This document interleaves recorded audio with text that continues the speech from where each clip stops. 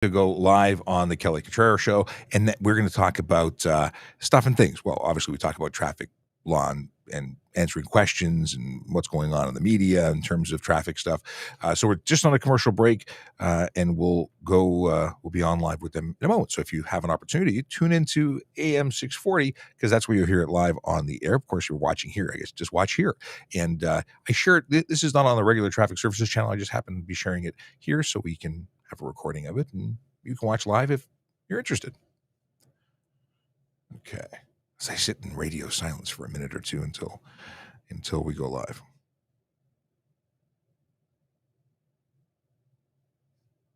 Silence. I'm having a coffee. I just made a coffee because I need one. I'm a little tired today. And then I'm prepping some social media posts to go out. I posted a couple of things on Twitter and Instagram. So if you haven't had a chance, go check out those. If you're watching, you probably saw them because we're broadcasting right now on Twitch, YouTube, LinkedIn, and Twitter on the voiceover cop stuff. So you have already seen it. My inspirational traffic quotes. I'm having a lot of fun with those.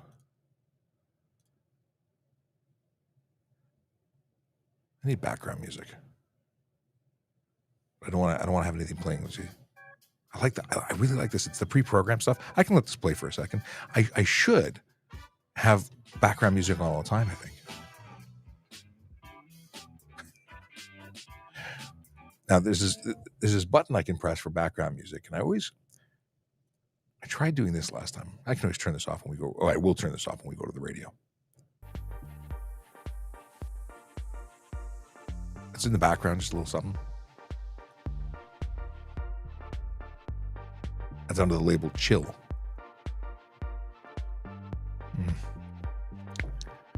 Instant coffee. Shrink instant. I normally brew it or I have my Nespresso or K-Cup, but I've had some instant coffee that's been in my office for about 2 years, maybe 3, and decided to try and use it. It's not bad. It certainly doesn't taste the same as the other coffee. Hey, Sean, we got about 30 seconds here. Perfect. Thanks. I'll turn off this little background music. Very Chase, catchy. how's it going? Yeah, 3 hours sleep. I'm about the same. Maybe 4.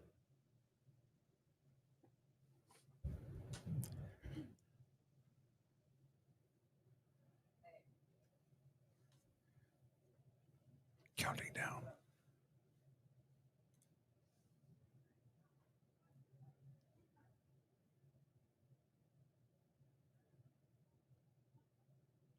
I'm not hearing the feed of the show, by the way, just in case you thought I was. I'm not.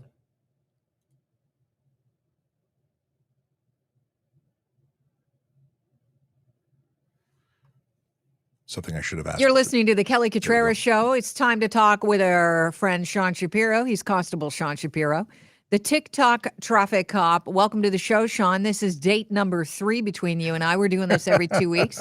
I've had such a great time on our first couple. I'm happy you're back for a third. Me too. No, it's good times. What are we talking about today? What's happening? Well, can I ask you, there's a really interesting tweet that was circulating on social media.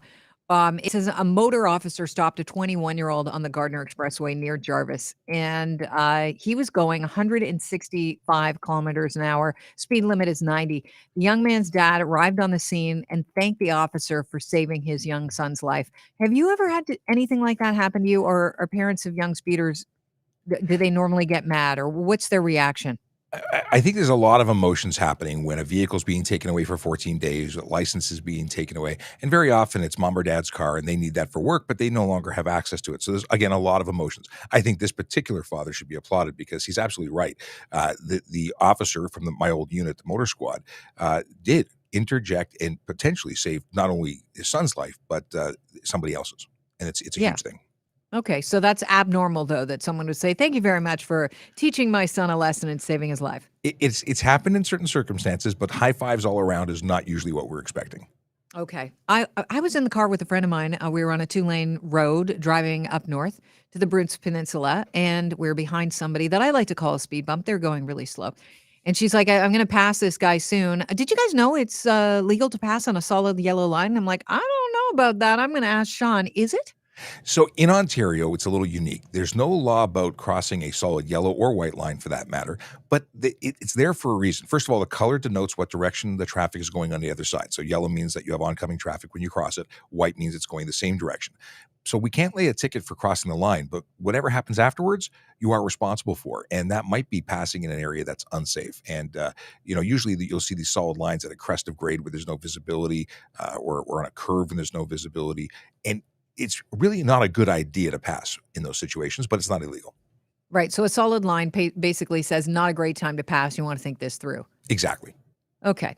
All right. Got another email, a text actually said, could we ask if it's a law that you can't pass a right turning vehicle on the right? Thanks. Bikes are passing on the right of a right turning vehicle. I think they mean on a left turning vehicle, because passing right on a right turning vehicle would get them into the path of the vehicle that's turning, which would be incredibly dangerous. But if a vehicle is slowing down to make a left turn, whether it be at a dotted line area where there's a turnoff or not, it comes into play for passing off the roadway. So if it's multiple lanes, obviously you can pass in the free lane. If it's a one-lane road and the only place to go is the shoulder, then that's the only time you can go onto a paved shoulder is to pass a vehicle that's slowing or stopped to turn. And of course, it's a situation where you have to use caution. I think I actually think this person is talking about bike lanes. I just probably set it up wrong.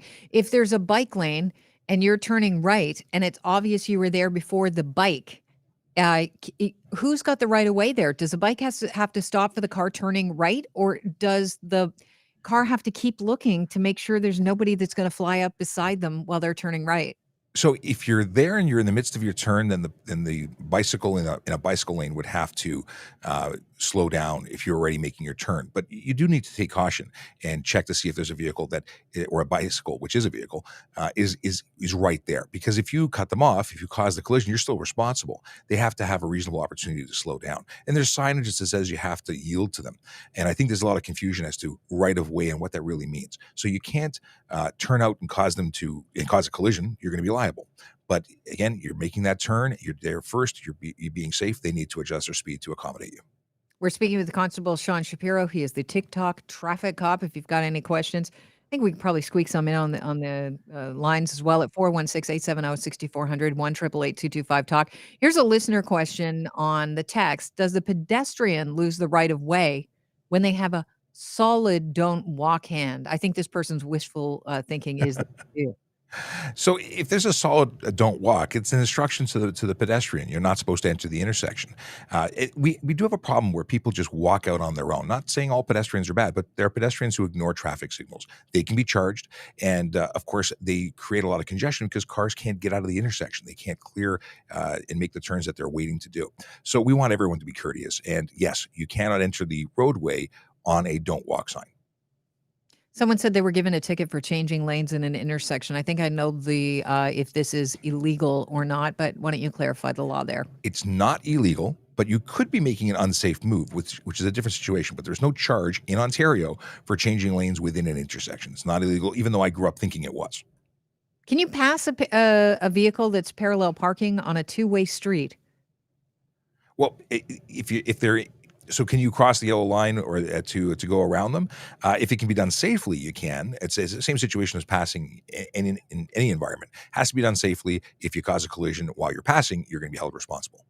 All right. That seems rational. You just have to make a lot of this is common sense, right? I was just going to say that. Yeah, you have to drive like you walk. I mean, you're going to have to negotiate and weave around people, but you do it when it's safe. Exactly. If you're doing something and you for an instant think it's a bad idea, it's because it probably is a bad idea. And a couple of seconds longer of waiting, a little patience being used goes a long way and is the safer option. All right. I'm going to just do one call here if we could. Daniel, you've got a call for our TikTok cop? I do. Go ahead. Thank you. This is John. I'm wondering whether or not we could set up a system with the police whereby if somebody is video recording on a dash cam careless or dangerous driving, could that video be copied and then forwarded to the person's insurance company? Interesting concept. Here's the problem. In order to convict someone in court or to hold them liable, you need to be able to provide some information that would hold up. The where it happened, when it happened, that it was actually them behind the wheel. Mm. It's one thing to say the car was going fast. You might have evidence of that, and it's great to know, but we can't as police lay charges, and I don't know what an insurance company would be able to do in terms of utilizing it to increase someone's rates. But it's good stuff to report, and we actually have an online forum for that. You can go to tps.ca, and we have online reporting for either a neighborhood issue that's happening, whether people aren't being a stop sign in the environment that you live, or if a particular vehicle and you have a license plate, you can report that, and we'll reach out to the registered owner and let them know, hey, on this date and time, whoever was driving was being a weenie, and we're making a recording of that. And then when we pull them over for a similar offense, we say we see this as a pattern of behavior. It's no longer just a one-off. Okay, so that is now a legal term, weenie? I think so. Okay.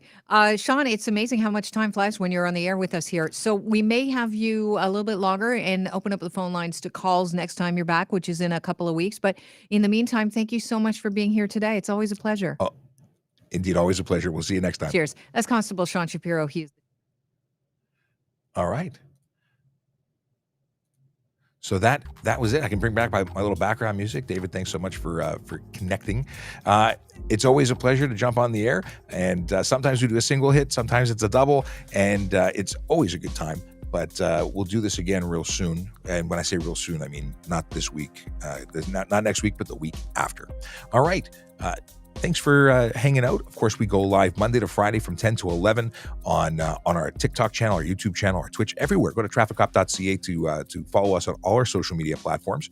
And if you want to join our Discord, go to trafficcop.ca, and there's a link that invites you into that little community group that we have. We're still adjusting to the fact that Volley is going off the air on April 30th. So some growing pains, but come join us there and we'll have some fun. With that, I say goodbye and see you tomorrow 10 a.m. for Friday celebrations